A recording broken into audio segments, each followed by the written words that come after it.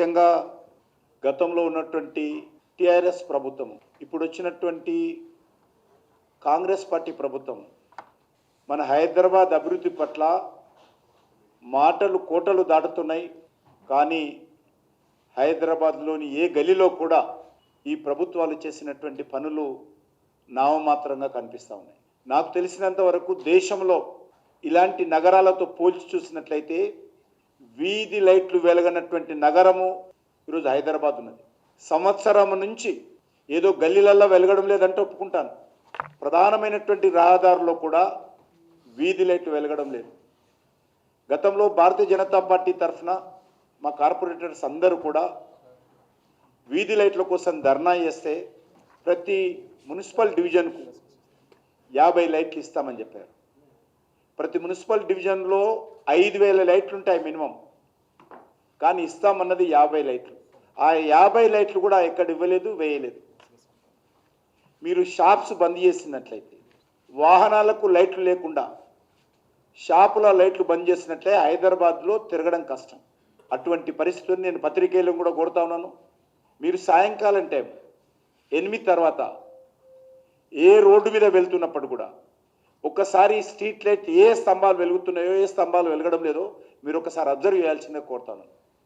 అంత దయనీయమైనటువంటి పరిస్థితుల్లో గతంలో బీఆర్ఎస్ పార్టీ, ఈరోజు కాంగ్రెస్ పార్టీ పుణ్యమాని హైదరాబాద్ నగరం ఈరోజు అనేక సమస్యలతో విలవిలలాడుతూ ఉన్నది. అనాథగా మారిపోయింది.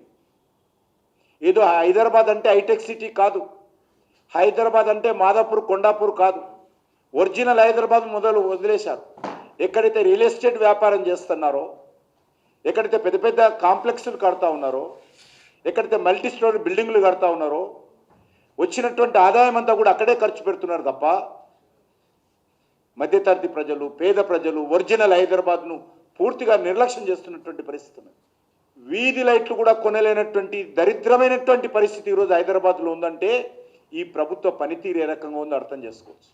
నేను గతంలో కూడా అనేక సార్లు చెప్పాను, హైదరాబాద్లో తెలంగాణ రాష్ట్రానికి 70% ఆదాయం రెవెన్యూ ఇస్తుంది. తెలంగాణ రాష్ట్ర ఆదాయంలో 70% హైదరాబాద్ నుంచి వస్తుంది. కానీ హైదరాబాద్ కేటాయింపులు ఎంత అడుగుతాను. హైదరాబాద్ కేటాయింపులు అంటే ఫ్లైఓవర్ల కోసం కేటాయించిన డబ్బులు కాదు, హైటెక్ సిటీలో ఖర్చు పెడుతున్నటువంటి డబ్బు కాదు. కనీస రోడ్లు హైదరాబాద్లో, డ్రైనేజ్ వ్యవస్థ, డ్రైనేజ్ కలవనటువంటి మంచినీటి సరఫరా, కనీసమైనటువంటి వీధి లైట్లు, ఉన్నటువంటి పార్కులు ఎండిపోకుండా చూడడము, వర్షపు నీరు వెళ్ళేటువంటి స్ట్రాంగ్ వాటర్ పైప్ లైన్స్, వరద నీటి పైప్ లైన్లు ఏవైతే ఉంటాయో వాటి సెల్ట్ తీయడం, ఇవి నేను మినిమం అడుగుతున్నాను. ఈ సమస్యలు కూడా హైదరాబాద్లో పరిష్కారం చేయలేనటువంటి దౌర్భాగ్యమైనటువంటి పరిస్థితి ఈరోజు హైదరాబాద్లో వచ్చింది. దీని మీద భారతీయ జనతా పార్టీ అనేక రోజులుగా డిమాండ్ చేస్తూ ఉన్నాం. మా కార్పొరేటర్సు జిహెచ్ఎంసీ జనరల్ బాడీ సమావేశంలో మాట్లాడితే మైక్ ఇవ్వరు. తూతు మంత్రంగా జిహెచ్ఎంసీ సమావేశాలు నిర్వహిస్తున్న పరిస్థితి ఉంది. 150 మంది కార్పొరేటర్స్, కనీసం అందులో 20%, 10% తమ డివిజన్లలో ఉన్నటువంటి సమస్యలు లేవనెత్తే అవకాశం ఇవ్వాలి. ప్రజలు ఎన్నుకున్నది ఎందుకు? అంత ప్రతిష్టాత్మకంగా ఎన్నికల్లో గెలిచిన తర్వాత ప్రజల ఇబ్బందులు కూడా జిహెచ్ఎంసీలో మాట్లాడేటువంటి పరిస్థితి లేకుండా తూతు మంతరంగా సమావేశాలు నిర్వహించుకొని బడ్జెట్లు పాస్ చేసుకొని ఈరోజు ముందుకెళ్తా ఉన్నాం. కాబట్టి హైదరాబాదు కేసీఆర్ ఏమన్నాడు? ఇది విశ్వనగరం అన్నాడు. విశ్వనగరం కాదు, దానికంటే ఎక్కువ అని రేవంత్ రెడ్డి అన్నాడు. పెట్టుబడులు రావాలంటారు. ఈరోజు అనేక రకాల పెట్టుబడులు వస్తూ ఉన్నాయి. దాన్ని మనం 10 కాలాల పాటు కాపాడుకోవాలి. ఆ ఇమేజ్ నిలుపుకోవాల్సినటువంటి బాధ్యత ఉంది. కనీస సౌకర్యాలు కల్పించాలి. ఈరోజు తెలంగాణలో ఉన్నటువంటి జనాభాలో 30% మించి హైదరాబాద్లో నివాసం ఉంటారు. ప్రతిరోజు 15 లక్షల మంది వచ్చిపోతుంటారు ఇక్కడికి ఎవ్రీడే. దీనికి ఇక్కడ ఉన్నటువంటి జిహెచ్ఎంసీ కానీ, ఇక్కడ ఉన్నటువంటి మెట్రో వాటర్ వర్క్స్ కానీ రెండు ప్రధానమైనటువంటి విభాగాలు. వీళ్ళ కనీసమైనటువంటి నిధుల కొరత లేకుండా చూడాల్సినటువంటి బాధ్యత ఉన్నది ప్రభుత్వానికి. ఈరోజు జిహెచ్ఎంసీలో చిన్న చిన్న పనులు చేసినటువంటి కాంట్రాక్టర్స్ 10 లక్షలు 5 లక్షలు 20 లక్షల పనులు, చిన్న చిన్న గోతులు, రోడ్ల మీద పడ్డటువంటి గోతులు పూడ్చినటువంటి కాంట్రాక్టర్లకు కూడా నెలల తరబడి సంవత్సరాల తరబడి బిల్లులు చెల్లించని కారణంగా కాంట్రాక్టర్లు ధర్నా చేస్తున్నటువంటి పరిస్థితి ఉన్నది. జిహెచ్ఎంసీ టెండర్లు వేస్తే డెవలప్మెంట్ యాక్టివిటీ మీద ఏ ఒక్క కాంట్రాక్టరు ధైర్యంగా ముందుకు రావడం లేదు, టెండర్లో పార్టిసిపేట్ చేయడం లేదు. టెండర్లో పాల్గొని పని చేస్తే డబ్బులు ఎప్పుడు వస్తాయో తెలియదు. ఇది ఈరోజు హైదరాబాద్ ఉన్నటువంటి పరిస్థితి. కొంత పెద్ద వర్షాలు వచ్చినప్పుడు ఐ కెన్ అండర్స్టాండ్, నేను కూడా బాధ్యత గల ప్రజాప్రతినిధిని, నేను అర్థం చేసుకోగలుగుతాను. కానీ మౌలిక సమస్యలు, వీధి లైట్లకు ప్రకృతి వైపరీత్యానికి సంబంధం లేదు కదా.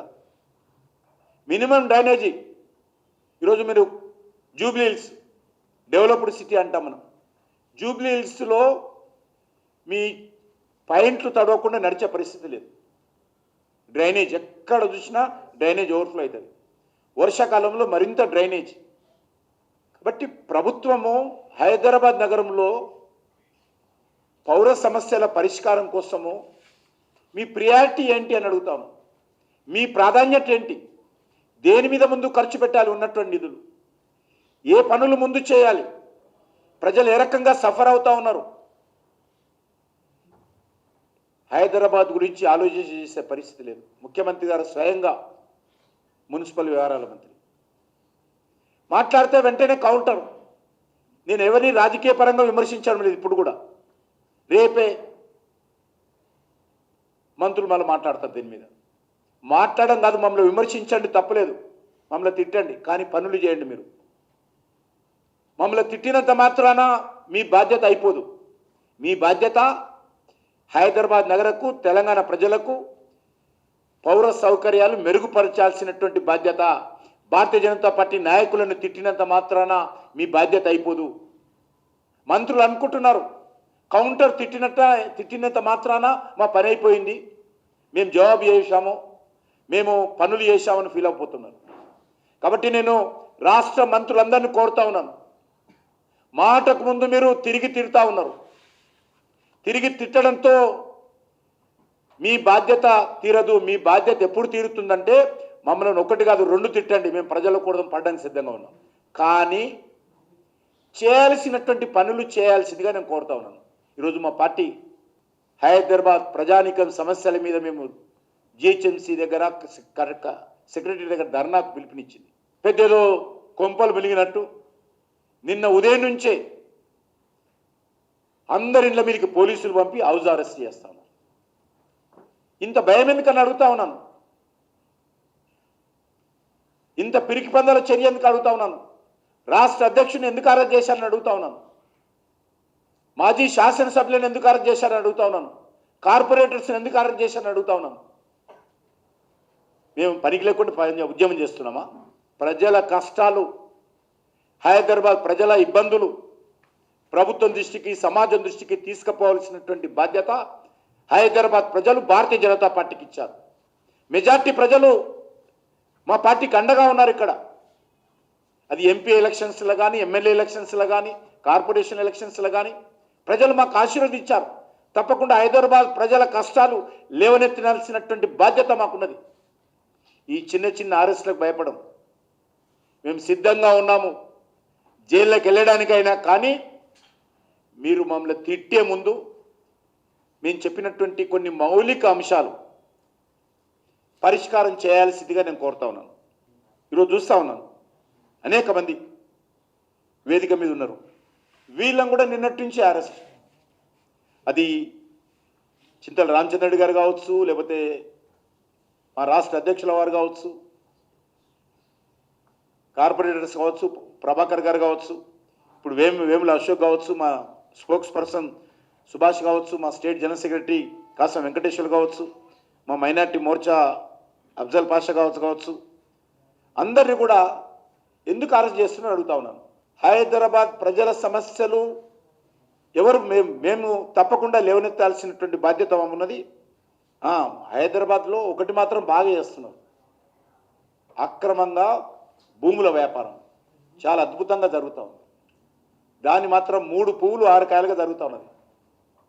గతంలో ఉన్నటువంటి కేసీఆర్ కుటుంబం కానీ ఇప్పుడు ఉన్నటువంటి కాంగ్రెస్ పార్టీ సంబంధించినటువంటి నాయకులు కానీ అప్పుడే ప్రైవేట్ లిమిటెడ్గా రిటైల్గా ఉండేది ఈ అక్రమ భూమి వ్యాపారం.